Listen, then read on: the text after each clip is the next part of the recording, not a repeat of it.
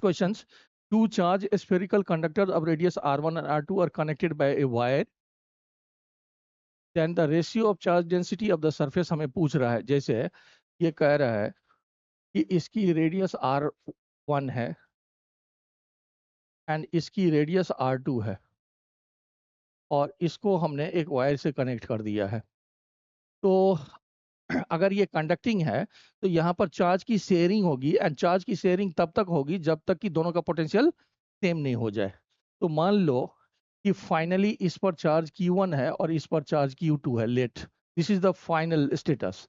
तो अगर हम पोटेंशियल को सेम करेंगे तो हम KQ1 upon R1 equal to KQ2 and divided by R2 लिखेंगे.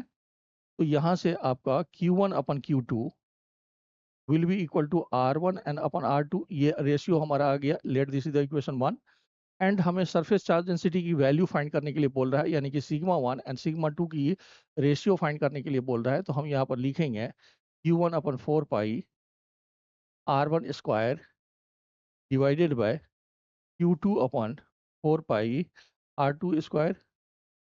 ये Q2 है तो ये कितना आ जाएगा आपका Q1 and Q2 and multiplied by R2 square and whole divided by R1 square. अब Q1 बाई Q2 का पहले से आप वैल्यू निकाले हुए हैं. तो this is the R1 upon R2 and multiplied by R2 square and R1 square. तो इससे एक कैंसिल हो जाएगा. तो ये R2 अपॉन R1 ऐसा रेशियो आ जाएगा. इसका मतलब सरफेस चार्ज डेंसिटी की रेशियो R2 अपॉन R1 आ जाएगा. ये सेकंड ऑप्शन आपका करेक्ट हो जाएगा. नेक्स्ट देखते हैं. यूनिट्स एंड डायमेंशन से है. सिंपल क्वेश्चन है. If E and G respectively denotes the energy and gravitational constant, then E and G का रेशियो फाइंड करना है. तो अगर ये एनर्जी है तो इसको वर्क डन यानी कि फोर्स मल्टीप्लाइड बाय डिस्टेंस लिख सकते हैं. So this is equal to ml square and t minus 2. तो ये आपका एनर्जी का डायमेंशन हो गया. एंड G का देखें तो आप F equal to G m1 m2 and upon R square लिख सकते हो.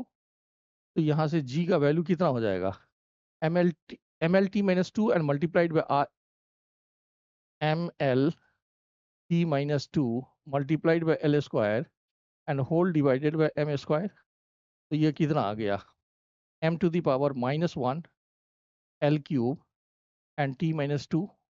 तो ये हमारा G आ गया. अब कह रहा है कि E अपन G का रेशियो निकालो. तो E upon G will be equal to m L square t minus 2 whole divided by m minus 1 L cube and t to the power -2. तो ये कितना हो गया m square and l and t 0 लिख सकते हैं.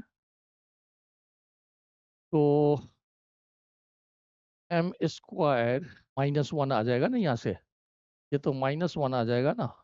तो m square l -1 and t to the power 0 आ जाएगा. इसका मतलब फर्स्ट ऑप्शन आपका करेक्ट हो जाएगा. सिंपल हार्मोनिक मोशंस स्प्रिंग से रिलेटेड है. Spring is stretch by 5 centimetre by a factor of force 10 newton. ये हमारा 10 न्यूटन की फोर्स है. This is 10 newton. The time period of oscillation when a mass of 2 kg is suspended by it. तो spring का अगर आप देखें तो टाइम पीरियड का सिंपल फार्मूला क्या यूज करते हैं हम लोग 2 pi and under root m by K. ये सिंपल फार्मूला यूज करते हैं. मास 2 kg डायरेक्टली दिया हुआ है और इस फोर्स कांस्टेंट जो है k की वैल्यू क्वेश्चन में डायरेक्टली नहीं दिया हुआ है. ये कह रहा है कि stretch 5 centimetre when 10 Newton force is. तो आप फोर्स की मैग्नीट्यूड को kx यूज कर सकते हो. फोर्स हमारा 10 है, k नहीं मालूम है एंड x हमारा 5 सेंटीमीटर है. तो 5/100 है. तो इसका मतलब k will be equal to 200 newton per metre. तो अब यहाँ पर ये वैल्यू फिट कर दीजिए simply. So this is equal to 2 pi under root 2 and k का वैल्यू हमने 200 निकाला. तो ये कितना हो गया. तो ये हमारा 100 यहाँ पर 100 आ गया एंड 10. तो 2 पाई अपन 10 आ गया. तो this will be equal to 5/5 second and इसको पूरी सॉल्यूशन चाहिए। तो आप क्या करो, अ, जैसे इसी को 2 and multiplied bye 3.14 and divided bye 10 लिख सकते हैं। तो ये 6.28 एंड डिवाइडेड बाय 10 आ जाएगा। तो this will be equal to 0.628 seconds. इसी को लिख सकते हैं ऐसे। तो 0.62 सेकेंड्स ये हमारा आंसर हो जाएगा फोर्थ। नेक्स्ट देखते हैं। नेक्स्ट क्वेश्चन देखिए। नेक्स्ट क्वेश्चन आपका करंट इलेक्ट्रिसिटी से है एंड ये सिंपल टर्म्स के फार्मूला पर बेस्ड है। इसमें कोई लॉजिक नहीं है, तो आपका टर्म्स के फार्मूला पर बेस्ड है ये। तो अगर हम देखें तो ड्रिफ्ट वेलोसिटी का फार्मूला अगर देखें तो drift velocity is equal to e e upon m and multiplied by tau. यहाँ पर टॉ आपका रिलैक्सेशन टाइम है, तो ये हमारा ए हो गया। दूसरा देखें तो इलेक्ट्रिकल रेसिस्टिविटी से रिलेटेड है। तो आपका electrical resistivity is equal to m upon N E square tau. ऐसा हो सकता है। यहाँ पर टॉ की वैल्यू कितना आ जाएगा? टॉ की वैल्यू आ जाएगा M upon N E square and resistivity. तो रिलैक्सेशन पीरियड को, ये हमारा रिलैक्सेशन पीरियड है, तो रिलैक्सेशन पीरियड ऐसा हो सकता है, तो ये आपका सी हो जाएगा। एंड इलेक्ट्रिकल रेसिस्टिविटी देखें अगर, तो यूजुअली हम जे को सिग्मा ई लिखते हैं। तो यहाँ से 1 upon conductivity will be equal to E upon J and ये आपका रेसिस्टिविटी हो जाएगा। तो ये आपका ई अपॉन जे आ सकता है। तो इसका मतलब इलेक्ट्रिकल रेसिस्टिविटी जो है बी का एस हो सकता है। एंड करंट डेंसिटी अगर देखें तो आप I equal to n e A v d लगाते हैं। यहाँ से J n e v d आ जाएगा। तो करंट डेंसिटी डी के लिए ये आपका डी हो जाएगा। तो इसका मतलब ए का आर हो गया। ऑप्शन में देखिए ए आर है, ए आर सभी में है। बी का एस है, तो बी का यहाँ पर एस है, इसमें दो में हमारा मिल गया। एंड सी का पी है, तो सी का पी है एंड डी का क्यू है। तो इसका मतलब फर्स्ट ऑप्शन हमारा करेक्ट हो गया इसमें। नेक्स्ट देखते हैं। इलेक्ट्रिक डायपोल से रिलेटेड क्वेश्चंस है। ये कह रहा है a dipole is placed in an electric field as shown, in which direction will it move. अब अगर देखें तो ये आपका इलेक्ट्रिक फील्ड दिया हुआ है। ये इलेक्ट्रिक फील्ड इस डायरेक्शंस में है, ये इस डायरेक्शंस में इलेक्ट्रिक फील्ड है। तो अगर हम इस पॉइंट से आगे मूव करें तो आपका इलेक्ट्रिक फील्ड की जो स्प्रेडिंग है वो इंक्रीज कर रहा है। End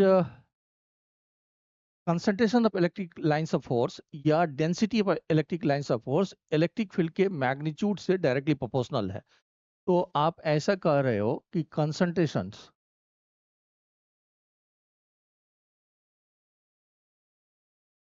of lines of force is directly proportional to the magnitude of the electric field. इसका मतलब हम जैसे जैसे इधर मूव करेंगे इलेक्ट्रिक फील्ड की स्ट्रेंथ कम होती जाएगी। अब अगर यहाँ पर देखें, मैं सेपरेट फिगर बना देता हूँ। जैसे यहाँ पर Q है और यहाँ पर माइनस Q है। एंड मान लीजिए कि इलेक्ट्रिक फील्ड इस डायरेक्शंस में E1 है और यहाँ पर इलेक्ट्रिक फील्ड E2 है। तो यहाँ पर स्प्रेडिंग कम है, यहाँ पर ज़्यादा कंसंट्रेशन है। इसका मतलब हमारा जो E1 है वो ग्रेटर होगा E2 से। एंड अगर इस पर फोर्स देखें तो फोर्स F1 इस डायरेक्शन में लगेगा, लेकिन F2 फोर्स इस डायरेक्शन में लगेगा। तो नेट फोर्स जो डायपोल पर होगा वो F1 एंड माइनस F2 होगा। F2 is greater. इसका मतलब इस डायरेक्शन में हमारा नेट फोर्स लग रहा है, इसीलिए वो इस डायरेक्शन में मूव करेगा। प्लस जिस डायरेक्शंस में इलेक्ट्रिक फील्ड होगा उस डायरेक्शन में पोटेंशियल डिक्रीज करेगा। इसका मतलब डायपोल जो है डिक्रीजिंग पोटेंशियल एनर्जी की तरफ मूव कर रहा है। तो अगर देखें तो towards right edge its potential energy will decrease, तो ये सेकंड ऑप्शन आपका करेक्ट हो जाएगा। फिर से देखिए कि यहाँ पर इलेक्ट्रिक फील्ड्स दिया हुआ है क्वेश्चंस में, एंड यहाँ पर कंसंट्रेशन बहुत ज्यादा थी, यहाँ पर इलेक्ट्रिक फील्ड सबसे ज्यादा होगी, एंड जैसे जैसे मूव कर रहे हैं ये स्प्रेड कर रहा है, इसका मतलब इलेक्ट्रिक फील्ड की स्ट्रेंथ वीकर हो जा रही है। इसका मतलब पॉजिटिव चार्ज पर जो फील्ड है वो ज्यादा स्ट्रॉन्गर है देन इसके, तो इसीलिए नेट फोर्स इस डायरेक्शन में लग रहा है, एंड उस डायरेक्शन में पोटेंशियल डिक्रीज करेगा श्योरली, ये करेक्ट है हमारा। अब ये स्टेटमेंट से रिलेटेड है, ये कह रहा है कि a Zener diode is connected in reverse bias when used as a voltage regulator. तो ये स्टेटमेंट बिल्कुल सही है।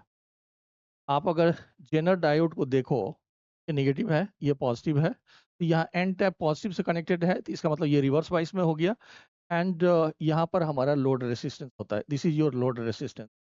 तो जब ये फ्लक्चुएटिंग वोल्टेज एक पर्टिकुलर वोल्टेज से एक्सीड करेगा तो इसके अक्रॉस ब्रेकडाउन होगी, एंड ब्रेकडाउन के एक बाद करंट इंक्रीज करेगा, लेकिन इसके अक्रॉस वोल्टेज कांस्टेंट हो जाएगी, इसलिए लोड रेसिस्टेंस के अक्रॉस वोल्टेज कांस्टेंट रहेगा, इसलिए आपका फर्स्ट स्टेटमेंट बिल्कुल सही है।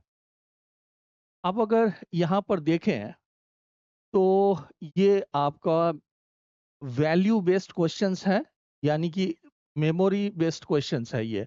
Potential barrier of PN junction lies between 0.1 volt to 0.3 volt, तो ये आपका वैल्यू मेमोरी बेस्ड क्वेश्चंस हो गया। तो अगर आप देखें पोटेंशियल बैरियर की वैल्यू, अगर आप पोटेंशियल बैरियर की वैल्यू देखो तो सिलिकॉन के लिए एंड जर्मेनियम के लिए, अगर सिलिकॉन के लिए देखें तो ये 0.6 वोल्ट टू 0.7 वोल्ट हो सकता है, एंड जर्मेनियम के लिए देखें तो ये 0.2 टू 0.3 वोल्ट हो सकता है। तो अब अगर इसके बेसिस पर अगर देखें तो ये कह रहा है potential barrier of the PN junction lies between 0.1 volt to 0.3 volt, तो ये करेक्ट नहीं होगा फिर, क्योंकि मैंने ये डेटा दिया है और ये एनसीईआरटी का डेटा है, तो उसके बेसिस पर अगर देखें तो बी ऑप्शन हमारा करेक्ट नहीं है। A is correct and B is incorrect, आपका थर्ड ऑप्शन इसमें करेक्ट हो जाएगा। नेक्स्ट क्वेश्चन की तरफ बढ़ते हैं हम। अ, ये एरर से है, मेजरमेंट से है। A screw gauge gives the following readings when used to measure the diameter of the wire: main scale reading 0 mm and circular scale reading 52 divisions, and given that 1 millimeter of the main scale corresponds to 100 division of the circular scales। तो आप यहाँ पर आप पहले इसकी pitch निकाल लो। तो अगर हम पिच निकालें तो 1 main scale division divided by number of circular scale divisions, तो main scale divisions 1 millimetre and circular scale divisions आपका 100 है, तो ये 0.01 मिलीमीटर हो गया, आपका पिच निकल गया, यानी कि ये लिस्ट काउंट की तरह हो गया। तो अगर देखें तो अब अगर हम डायमीटर्स की रीडिंग लें तो मेन स्केल की रीडिंग 0 है, एंड सर्कुलर स्केल्स की रीडिंग 52 डिविजन्स है। तो हम 52 एंड मल्टीप्लाइड बाय पिच करेंगे, तो पिच की वैल्यू हमारा 0.01 ये मिलीमीटर में है, तो दिस इज 0.52 मिलीमीटर। तो अगर इसको सेंटीमीटर में लिखें तो ये 0.052 सेंटीमीटर हो जाएगा। तो 0.052 सेंटीमीटर ये हमारा करेक्ट आंसर हो जाएगा। नेक्स्ट देखें, एसी सर्किट से रिलेटेड क्वेश्चंस है। An inductor of L capacitor and resistor R connected in series, ये दिया हुआ है, एंड पोटेंशियल डिफरेंस की वैल्यू दिया हुआ है। एल के अक्रॉस देखें अगर तो यहाँ पर एल के अक्रॉस 40 वोल्ट एंड टी के अक्रॉस 10 वोल्ट और आर के अक्रॉस 40 वोल्ट, ये हमें दिया हुआ है, यहाँ पर दिया हुआ है आपको। तो the amplitude of the current following through the LCR circuit is 10√2 ampere. मतलब आपको मैक्सिमम करंट की वैल्यू यानी कि आई नॉट की वैल्यू आपको 10√2 एम्पियर क्वेश्चंस में दिया हुआ है। तो हमें impedance of the circuit find करने के लिए बोल रहा है। तो अगर यहाँ पर देखें तो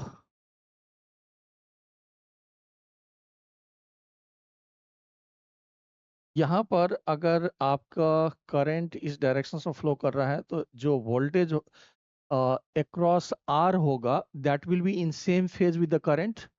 एंड यहाँ पर इंडक्टर की जो वोल्टेज होगी वो 90 डिग्री से लीड करेगा और कैपेसिटर की जो वोल्टेज होगी वो 90 डिग्री से लैग करेगा। कैपेसिटर में करंट लीड करता है एंड इंडक्टर में वोल्टेज लीड करता है 90 डिग्री से। तो इसके बेसिस पर अगर देखें तो आपका वी आर की वैल्यू कितना दिया हुआ है 40 वोल्ट एंड वी एल दिया हुआ है कितना 40 और वी सी कितना दिया हुआ है 10 वोल्ट। तो इसका मतलब V L and V C opposite में है तो यहाँ पर हमारा 30 वोल्ट आ जाएगा एंड ये हमारा 40 वोल्ट है। तो जो सप्लाई वोल्टेज आया उसकी वैल्यू सप्लाई वोल्टेज का जो वी आर एम एस है that is coming 50 volt and V R M S is equal to V not upon √2। तो इससे वी नॉट कितना आ जाएगा 50√2। तो अब अगर हम लिखेंगे तो I not will be equal to V not upon Z. तो जेड इक्वल टू हो जाएगा, हमने वी नॉट निकाला है 50√2 एंड करंट की एम्पलीट्यूड की वैल्यू 10√2 क्वेश्चंस में दिया हुआ है। तो ये अगर हम 10√2 लिखें तो इम्पीडेंस हमारा 5 ओम आ जाएगा, ये कैंसिल हो गया। तो इम्पीडेंस हमारा 5 ओम आ सकता है, तो ये फोर्थ ऑप्शन हमारा करेक्ट हो जाएगा। नेक्स्ट क्वेश्चंस की तरफ मूव करते हैं। कैपेसिटर से रिलेटेड क्वेश्चंस है। A parallel plate capacitor has a uniform electric field in the space between the plates. तो पहला लाइन ये कह रहा है कि ये कैपेसिटर्स है, इसके बीच में इलेक्ट्रिक फील्ड यूनिफॉर्म है, उसकी वैल्यू ई दिया हुआ है। The distance between the plates is D. अगर ये डिस्टेंस हमारा डी है and area of the plates A, अगर आप इस यहाँ पर एरिया को डिनोट कर दो तो ये हमारा ए दिया हुआ है। तो एनर्जी स्टोर्ड, अब आप एनर्जी स्टोर्ड्स को जो गिवन पैरामीटर है उसमें लिखना है, यानी कि एनर्जी स्टोर्ड्स को इलेक्ट्रिक फील्ड डी एंड ए के टर्म में लिखना है, ऐसा बोल रहा है ये। तो एनर्जी स्टोर्ड को अगर देखें तो हम लिखते हैं half C and V square.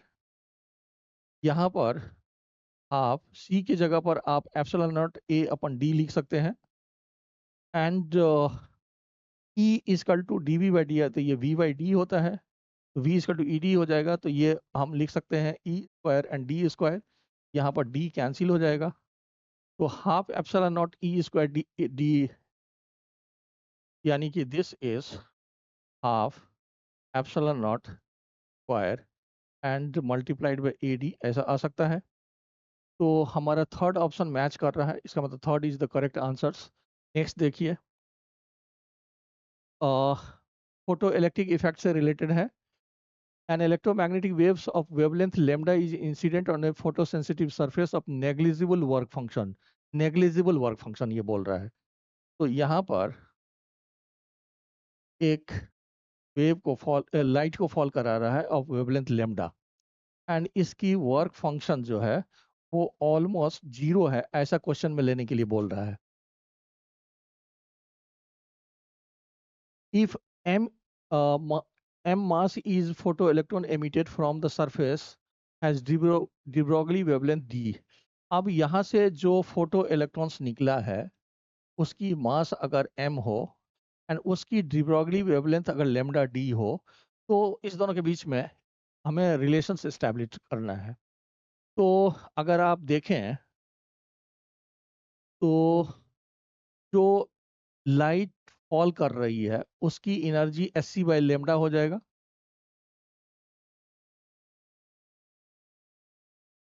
And जो इलेक्ट्रॉन्स बाहर निकला है अगर उसकी काइनेटिक एनर्जी की मैक्सिमम वैल्यू देखें तो यहाँ पर हम S C by lambda and -5 usually लिखते हैं, लेकिन यहाँ पर एस सी बाई लेमडा लिख सकते हैं क्योंकि वर्क फंक्शंस की वैल्यू नेग्लिजिबल है। एंड अगर उस इलेक्ट्रॉन्स की डी ब्रोगली वेवलेंथ को देखें तो de Broglie wavelength is equal to h upon p and that is h upon 2m and E का अंडर रूट, और ई जो है वो उस इलेक्ट्रॉन्स की ये एनर्जी हो जाएगी क्योंकि वर्क फंक्शंस की वैल्यू नहीं है, तो जो इलेक्ट्रॉन्स निकला है उसकी एनर्जी यही हो गया। तो इसका मतलब lambda D is equal to H upon 2m and H C upon lambda का अंडर रूट। तो ये कितना हो गया, एच लेमडा अपॉन 2m सी का अंडर रूट।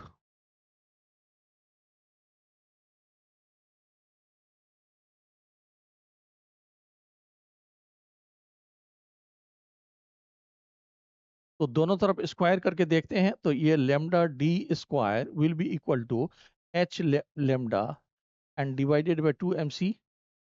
तो हमें लेमडा को लिखना है तो क्या हो जाएगा, यहाँ से lambda will be equal to 2mc lambda D square and whole divided by h आ जाएगा। तो अब ऑप्शंस में देखिए आपका कोई है ऐसा,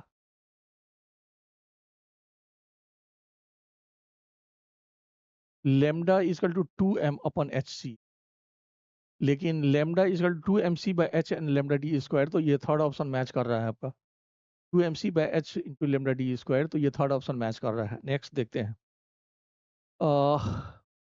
रे ऑप्टिक्स का क्वेश्चन है। Find the value of the angle of emergence from the prism refractive index of the glass is given to you। तो मैं इसी डायग्राम को आगे प्रोसीड कर देता हूँ। यहाँ पर देखिए 90 डिग्री से फॉल कर रहा है, यानी कि इस सरफेस पर रे की डेविएशंस नहीं होगी, तो रे सेम डायरेक्शंस में प्रोसीड करेगा। यहाँ पर कोई डेविएशंस नहीं हुआ एंड ये आपका नॉर्मल हो गया एंड ये डेंसर से रेयरर की तरफ मूव कर रहा है, इसीलिए अब ये मूव करेगा। तो यहाँ पर ये एंगल ऑफ इमरजेंस है, ये हमें फाइंड करने के लिए बोल रहा है। एंड अगर देखें तो ये 30 डिग्री है, तो ये 90 है, ये 60 हो जाएगा, यानी कि ये 30 डिग्री हो जाएगी। ये 30 डिग्री हो गया। अब यहाँ पर हम स्नेल्स लॉ लगा देंगे, तो हम लिखेंगे √3 sin 30 equal to 1 multiplied by sine e. तो ये 1/2 हो जाएगा, तो ये √3/2 आ गया and that is equal to sine e. तो एंगल ऑफ इमरजेंस की वैल्यू 60 डिग्री आ जाएगा। तो आपका फर्स्ट ऑप्शन यहाँ पर मैच कर रहा है, तो पहला करेक्ट है। नेक्स्ट, फिर से कैपेसिटर का क्वेश्चन है। यहाँ पर कह रहा है the equivalent capacitance of the combination shown in the figure. अब यहाँ पर देखेंगे अगर, तो ये कैपेसिटर शॉर्ट सर्किट है, यहाँ पर कुछ नहीं है, यानी कि इसकी पोटेंशियल और इसकी पोटेंशियल सेम होगा। तो अगर इस दोनों की पोटेंशियल सेम होगी तो पोटेंशियल डिफरेंस 0 हो गया, तो ये सर्किट से बाहर है, ये शॉर्ट सर्किटेड है। इसका मतलब आप डायरेक्टली यहाँ पर इसको कनेक्ट करके सॉल्व कर सकते हो। ये दोनों पैरेलल में आ जाएगा, ये दोनों पैरेलल में आ जाएगा, तो डायरेक्टली 2C लिख सकते हैं। इसका मतलब इसका आंसर 2C होगा। दिस इज शॉर्ट सर्किटेड, क्योंकि यहाँ का और यहाँ का पोटेंशियल सेम है। इसका मतलब इसको आप सर्किट से बाहर कर सकते हैं। तो इसमें आसान है ये। नेक्स्ट देखते हैं, यूनिट्स एंड डायमेंशन से रिलेटेड है। Force, acceleration and time are chosen as the fundamental quantities, find the dimensions of the energy. आपको बेसिकली अगर देखें तो हमारे लिए फंडामेंटल क्वांटिटी में mass, length, time and current and kelvin, जो 7 फंडामेंटल क्वांटिटीज है। लेकिन ऐसा क्वेश्चंस जो है रिपीटेडली कंपटीशन में पूछता है कि वो अपनी तरफ से किसी पर्टिकुलर पर्टिकुलर फिजिकल क्वांटिटी को फंडामेंटल मान लेता है, उस एजम्पशन के बेसिस पर फाइंड करना है। तो ये यूजुअली इस टाइप का क्वेश्चन पूछता है। तो अगर आप देखें यहाँ पर, सॉरी, तो इसने फोर्स, एक्सेलरेशन और टाइम को फंडामेंटल माना है और एनर्जी की निकालने के लिए बोल रहा है। तो एनर्जी को हम F to the power A, हमने प्रोपोर्शनल कांस्टेंट नहीं लिया है, acceleration to the power B and time to the power C ऐसा लिख दिया। अब दोनों तरफ आप डायमेंशंस को लिख करके इक्वेट करोगे तो energy force multiplied by distance लिख सकते हैं। तो ये आपका ml² T-2 हो जाएगा एंड ये ml T-2 and whole to the power A LT-2 whole to the power B ऐसा लिख सकते हैं। एक्सेलरेशंस तो सही है एंड ये T to the power C अकेला है, ये time to the power C। अब सारे डायमेंशंस को एक जगह कलेक्ट कर लो। तो यहाँ पर m to the power A हो गया, m कहीं और नहीं है, और यहाँ पर L to the power A और यहाँ से B, तो L to the power A plus B हो गया and T to the power -2A and -2B and plus C लिख सकते हैं। अब हम इक्वेट करेंगे तो A का वैल्यू 1 आ गया एंड यहाँ से A प्लस B देखें तो A प्लस B की वैल्यू 2 आ गया और A की वैल्यू 1 होगा तो B की भी वैल्यू 1 आ गया and -2A -2B and plus C is equal to -2। तो A हमारा 1 है, B भी 1 है, this is the -2 and plus C equal to -2। तो ये कैंसिल आउट हो गया, इसका मतलब C की वैल्यू 2 आ गया। तो अब हमने वैल्यू निकाल लिया है, B की भी वैल्यू निकाल लिया है और A की भी वैल्यू निकाल लिया है। तो एनर्जी का वैल्यू क्या हो गया, E इक्वल टू हो गया F A और T²। तो FAT² हो गया, this is your energy dimension in terms of force, acceleration and time. तो आपका सेकंड ऑप्शन मैच कर रहा है, तो ये करेक्ट हो जाएगा। नेक्स्ट, ये आपका फिर से हीट ट्रांसफर से रिलेटेड क्वेश्चंस है। A cup of coffee cools from 90 degree C to 80 degree C in time t। 90 degree to 80 degree C in time t minutes when the room temperature is 20 degree C.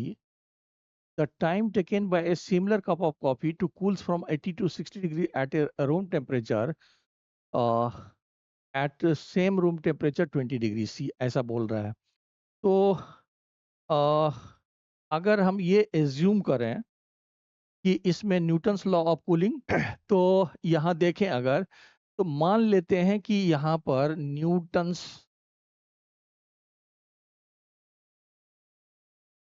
Law of cooling valid है। तो हम कैसे लिख सकते हैं, D theta by D T equal to minus B temperature of the body minus temperature of the surrounding, ये universally लिखते हैं हम लोग। एंड बी जो है यहाँ पर जो न्यूटन्स लॉ की है, इसकी वैल्यू K/mc लेते हैं हम।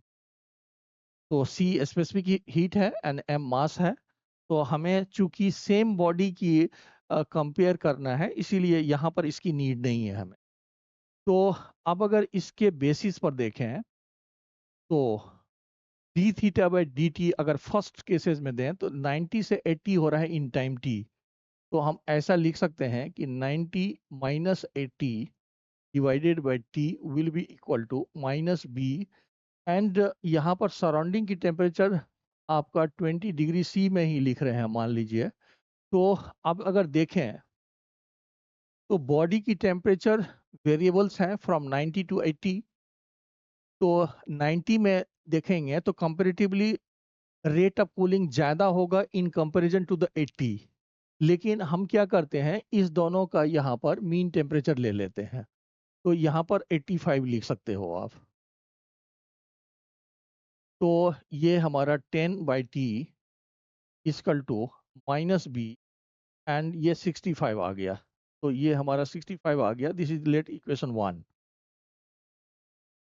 अब अगर दूसरे वाले केसेस में देखें तो हालांकि ये रेंज ऑफ टेम्परेचर ज़्यादा है, तो एक्चुअल में होना चाहिए कैलकुलेशंस जो है वो इंटीग्रेशन मेथड से होना चाहिए।